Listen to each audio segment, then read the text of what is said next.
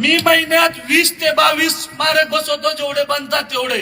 त्यातला रोज माझा last scene बघायचा 3 ते 3:30 असतोय, सकाळी 6 ला मी उठतो. तर तुम्ही ह्या गोष्टीची पोलीस प्रशासनाने पण, तुम्ही पण आमच्यासारखे सर्वसामान्य कुटुंबातले आहात, याची जाणीव घेत जा आणि पोरावर गुन्हे दाखल करायचा थोडा टाळा.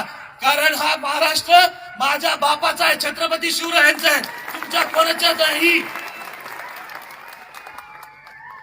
आज 101 शिवस्मारक जिथं जिथं जाणार आहेत तिथं तिथं जर नाही जाऊ दिले तर उद्याच्याला जो पोलीसवाला अडीन आणि जे पोलीस स्टेशननी अडवलं त्याच्या दारात मी येऊन बसणार आहे, लक्षात ठेवायचं. कारण मी आज तुमच्या पुढे एवढं बोलू शकलो, हे माझ्या आयुष्यातलं सगळ्यात मोठं बोलणं. मला बोलता येत नाही, मी डायरेक्ट काम करणारा माणूस आहे. आणि पोलिसाला मी ते सांगणार आहे, मी आता आल्यानंतर मी वर्दीची एवढी इज्जत केली 1.5 वर्षात. तुम्ही जिथं जिथं त्रास दिला तो वर्दीच्या नावाखाली सहन केला. पण याच्यानंतर जो कोणी चुकीच्या पद्धतीने आणि स्मारकाला विरोध करत त्याची वर्दी बाजूला ठेवून त्याला फटके दिले जाते, हे लक्षात ठेवायचे.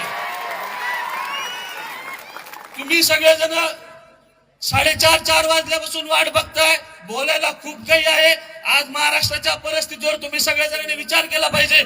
मराठवाड्यात जेव्हा जेव्हा मराठवाड्याचा कुठलं आंदोलन होतंय, मराठवाड्यात कुठले रस्ता रोको होतोय, रॅली निघते, मराठवाड्यात कुठला पक्ष येतोय, मराठवाड्यात कुठली संघटना येते, त्याला मराठवाडा यथोचित मान सन्मान देतो.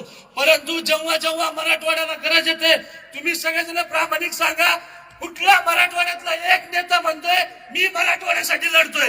एक सुद्धा म्हणत नाही. यांना फक्त माझा मतदारसंघ, माझे कार्यकर्ते आणि माझं पद एवढ्याच मर्यादित काम करायचंय.